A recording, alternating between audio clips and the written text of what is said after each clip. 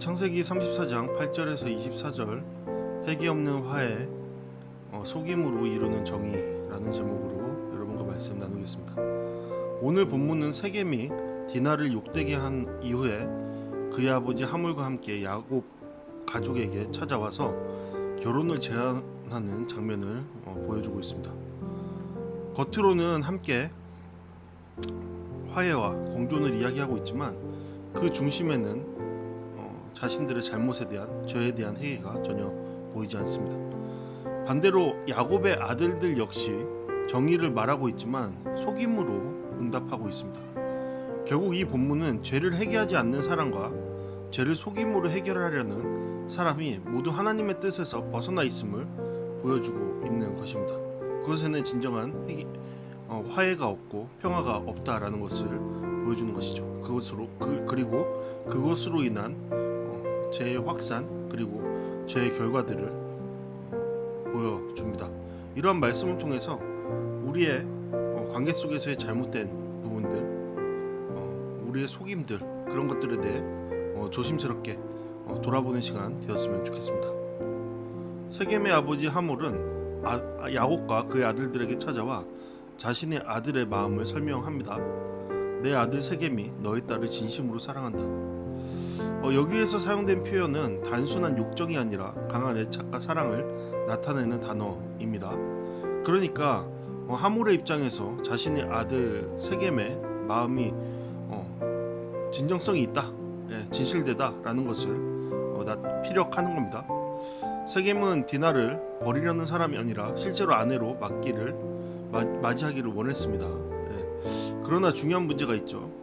하몰은 세겜의 사랑은 말하고 있지만 세겜의 죄는 말하지 않는다라는 겁니다.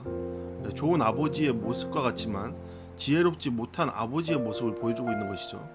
우리 아들이 잘못했습니다. 용서를 구합니다. 이런 말은 단 한마디도 없었던 겁니다. 대신 하몰은 통혼을 제안합니다. 그리고 함께 살고 서로 결혼하고 자유롭게 매매하며 기업까지 얻으라고 제안합니다. 좋은 게 좋은 것이다. 우리 아들의 마음이 이러니까 이렇게 된 마당에 우리 함께 해결책을 한번 찾아보자. 그러면서 그러한 해결책을 제시한 것이죠. 하몰의 이러한 제안이 매우 관대해 보입니다. 하지만 죄의 문제를 해결하는 것이 아니라 자신의 경제적 이익으로 덮으려는 시도를 하고 있는 것이죠. 세겜 역시 얼마든지 혼수와 예물을 주겠다라고 아버지를 따라 말합니다. 아버지를 앞세워서 뒤에서 말하고 있는 것이죠. 하지만 돈이 상처를 치유할 수 없습니다. 돈이 모든 것을 해결할 수는 없는 것이죠. 죄는 보상이 아니라 회개로 해결되어야 합니다. 그럼에도 그들은 회개의 마음, 자신의 잘못을 뉘우치는 마음이 전혀 보이지 않았죠. 이어지는 말씀은 이럴 때 야곱의 아들들의 반응을 보여주고 있습니다. 물론 이 장면 속에서 야곱은 계속해서 침묵하고 있습니다. 굉장히 소극적으로 뒤에 자리하고 있는 것이죠. 야곱의 아들들이 세겜과 그의 아버지 하몰에게 속여 대답하였다. 분명히 성경은 언급하고 있습니다. 처음부터 그들의 의도를 밝히는 것이죠. 그들은 할례를 받으면 통혼하겠다라고 말하고 있죠. 그런데 이 할례가 창세기 17장의 언약을 위한 할례가 아니라 복수를 위한 수단으로 사용되었다라는 것을 우리는 확인할 수 있습니다. 하나님께서 주신 거룩한 언약의 표지를 사람을 속이는 도구로 사용한 것이죠. 굉장히 위험한 그러한 모습을 취하는 겁니다.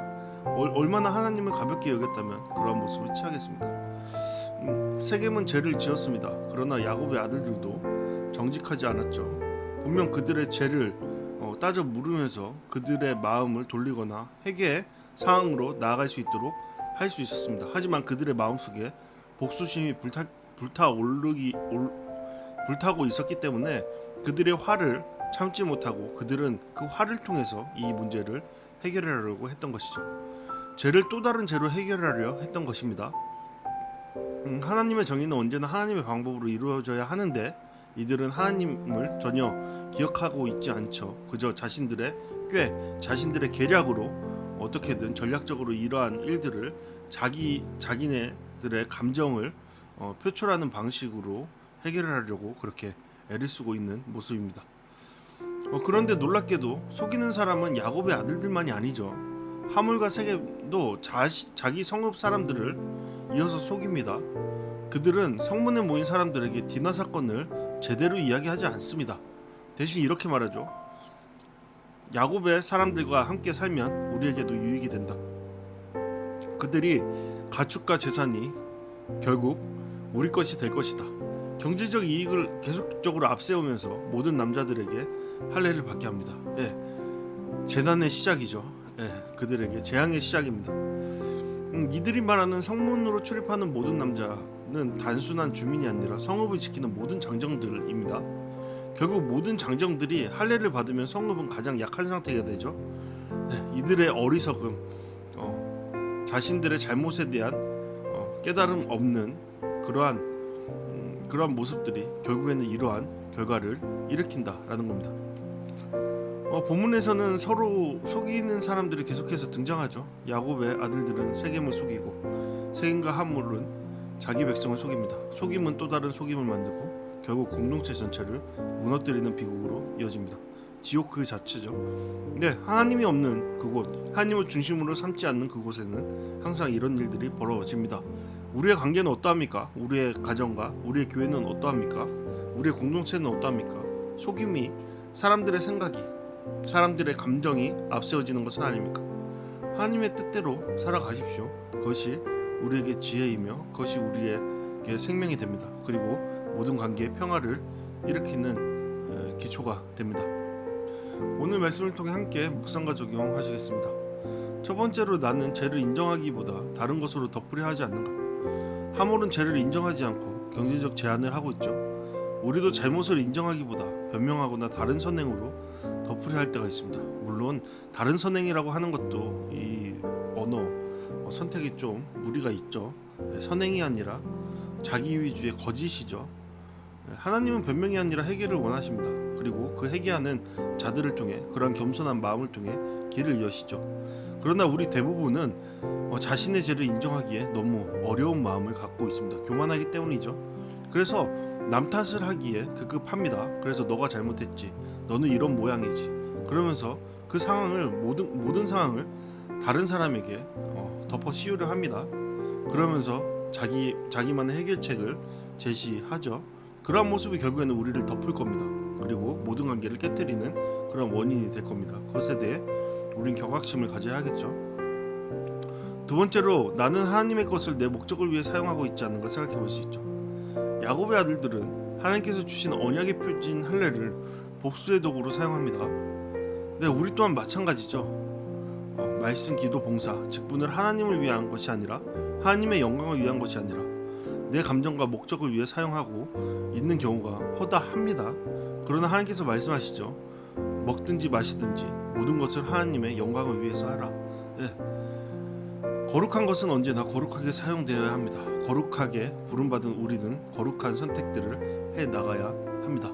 세 번째로 나는 정직보다 계산을 앞세우고 있지는 않은가 생각해 볼 수 있죠.